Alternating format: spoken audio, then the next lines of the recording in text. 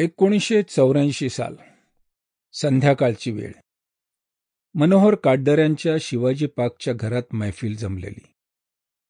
त्यांच्याकडे paying guest म्हणून राहणारी सविता प्रभुणे, तिचा सिंग नावाचा मित्र, काटदऱ्यांच्या बेस्टमधील काही सहकारी, असे बरेच. त्यावेळी काटदरे मझधार नावाचा हिंदी चित्रपट निर्माण करत होते. सर्व मंडळी खुर्च्या कोचांवर बसली होती आणि एका बाजूला कोपऱ्यात एक व्यक्ती फरशीवर मांडी घालून शांत बसली होती.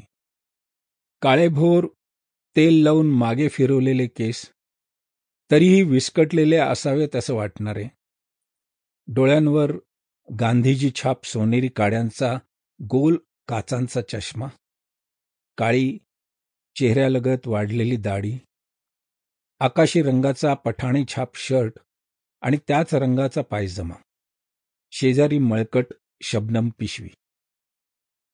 हा शक्तिकुमार हरिद्वारहून इंडस्ट्रीमध्ये गीतकार म्हणून स्ट्रगल करण्यासाठी आलाय. संस्कृतचा अभ्यासक आहे आणि बरंच काही, पण ते तुला नंतर समजेल, असं म्हणून काटदऱ्यांनी माझी फिल्म डायरेक्टर म्हणून ओळख करून दिली. शक्तीने त्याच्या नेहमीच्या स्टाईलमध्ये मान झुकवून नमस्कार केला आणि पुन्हा आपल्या तंद्रीत गेला. आप कुर्सी पे बैठ जाइए म्हणून मी आग्रह केला तर नहीं नहीं मैं ठीक हूं, आदत है मुझे जमीन पर घंटों बैठने की, या आई एम ओके म्हणून स्वारी पुन्हा स्थिर झाली. मैफिल संपवून निघताना मैं यहाँ खानके बिल्डिंग में ही रहता हूं. Sample complete. Ready to continue?